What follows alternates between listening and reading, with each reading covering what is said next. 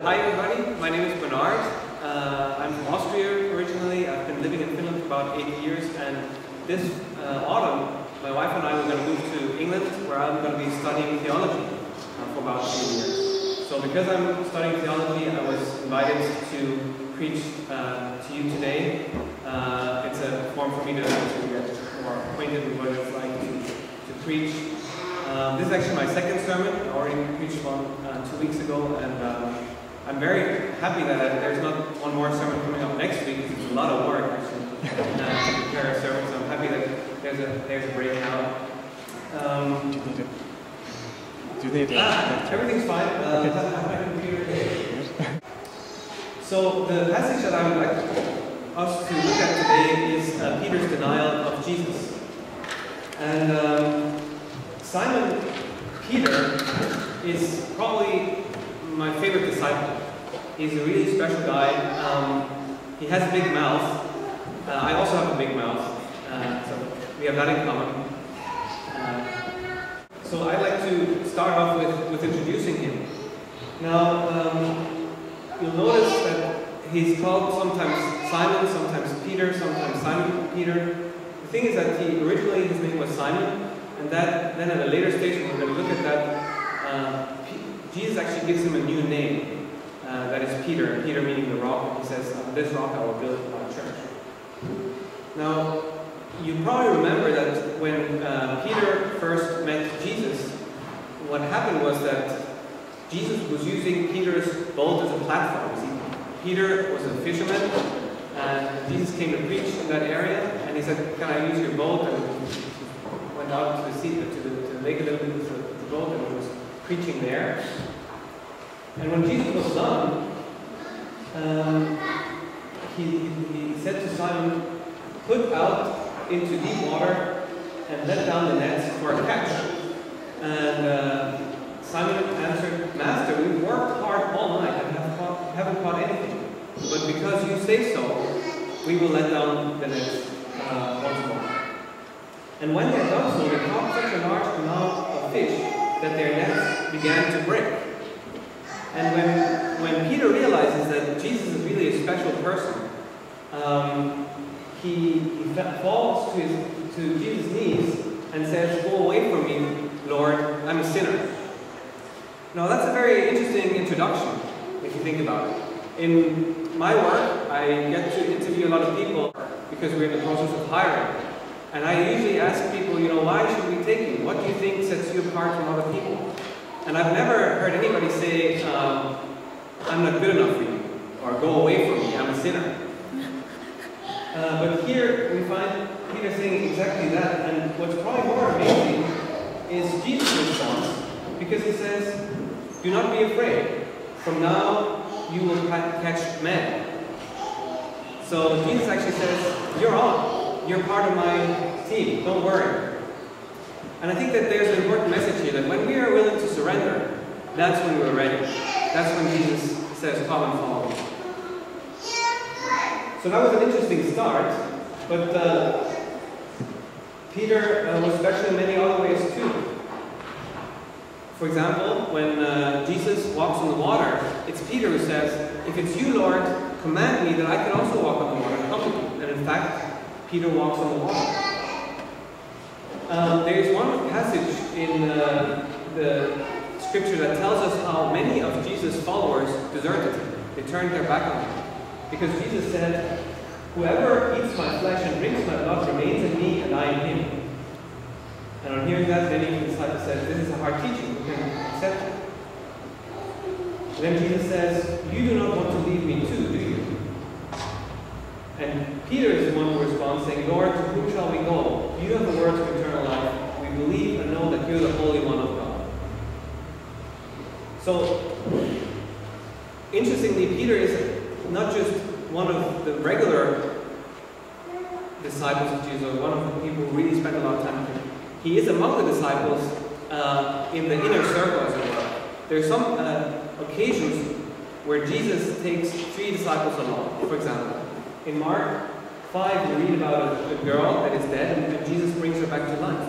And when he does that, he takes along Peter, James, and John. There is when Jesus goes to the Mount of Transfiguration, again he takes 3 disciples along, Peter, James, and John. And on the Mount of Olives, the night that Jesus was betrayed, just before he was handed over, he took along 3 disciples to pray with him, to be with him. And that was Peter, James, and John. And then Peter is special because he's the first one to publicly confess Jesus as the Messiah, Jesus as the Christ. When Jesus once asks, "Who do you say I am?" it is Peter who responds, "You are the Christ, the Son of the living God." And Jesus answers him, "Blessed are you, Simon Bar-Jonah, for flesh and blood has not revealed this to you, but my Father who is in heaven.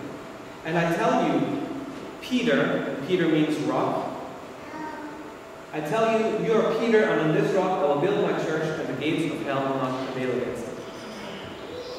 So, to put this all together, I mean, Peter is one of the persons who first decides to follow Jesus. Out of all the people who follow Jesus, he's one of the 12 who are really committed to him. And out of those 12, he's one of the 3 special disciples who Jesus takes on special assignments. And out of those, there's one who says, "You are the Messiah. You're the one, the Christ."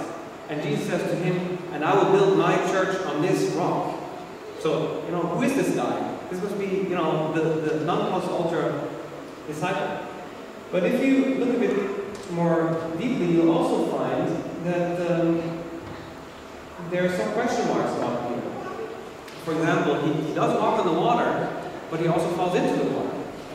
Because midway, he kind of starts having fear and loses faith. Yes, Jesus took Peter along to the Mount of Olives, and that, dreadful time that Jesus was praying to the Father for strength, for wisdom to get through this time. And he finds Peter sleeping. 3 times he goes back and he says, I asked you, can you just not stay awake with me? Can you just not pray with me? And every time they're sleeping. And yes, we see that Peter is the one who acknowledges Christ. But if you read in that section, pretty soon afterwards, Peter is the one who's telling Jesus that he shouldn't follow through with his mission. When Jesus says that he has to suffer many things from the elders and chief priests and scribes and be killed on the 3rd day, be raised, Peter takes Jesus aside and says, "Far be it from you, Lord. This shall never happen to you." Jesus has to say, "Get behind me, Satan." So in summary, you can see that Peter is definitely a very devoted disciple. He knows a lot about Jesus. He does a lot for Jesus. But there still seems to be something that's missing in his life. He doesn't follow Jesus all the way. He's not completely surrendered to Jesus. And I think today's reading sheds some light on that path, or that journey that Peter had to take to come to a closer relationship with Jesus. So, in today's reading, we looked at, of course, Peter's denial of Jesus. But this story is really the centerpiece of a bigger story. It's like Act 2 out of 3 acts. In that setting, Act 1 would be when Jesus predicts Peter's denial. Jesus says, this is going to happen, you're going to deny. Then Peter actually does deny Jesus.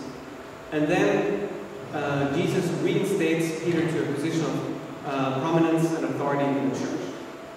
So let's look at those a little more in detail. In Luke 22, verses 31 to 34, we read how Jesus predicts the denial of Peter, or Peter's denial.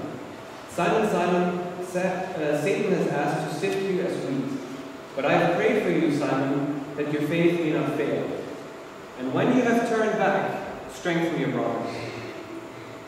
And Jesus goes on to say, or Peter answers and says, "No, I'm never going to deny you."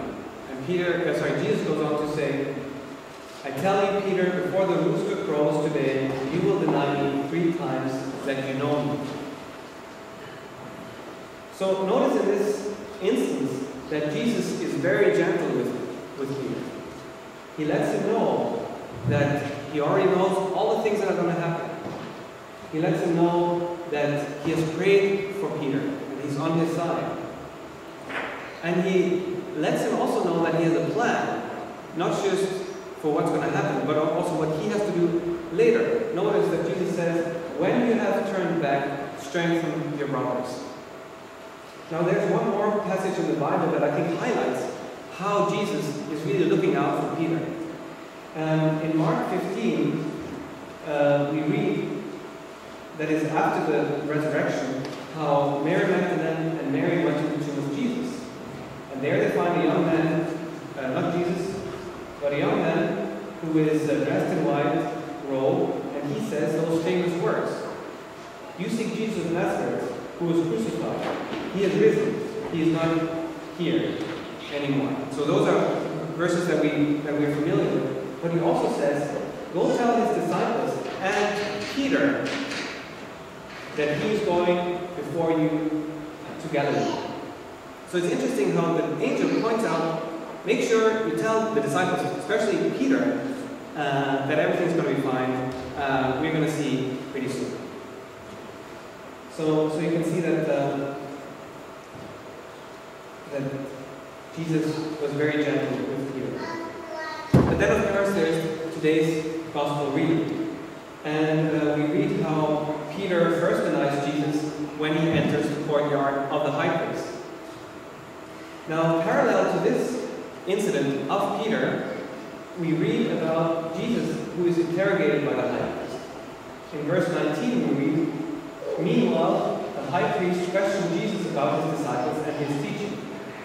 Now, when I had a look at this passage together with Pastor Timo to prepare the sermon, Pastor Timo pointed out that it's interesting how it mentions both the disciples and the teaching. So the high priest they were not just concerned about the teachings of Jesus, they were also after the disciples of Jesus. They were not just concerned about Jesus, they wanted to get the whole movement done away with. In other words, Peter was in real danger. They were really after him also. So he lied, not so much because he wanted to deny Jesus, but because he wanted to protect himself. He wanted to be close to Jesus. He wanted to know what's going to happen, what's going on. And he even promised Jesus to follow him unto death. But you can also see here that Peter was cheating a little bit. You can't be a follower of Jesus and a liar also.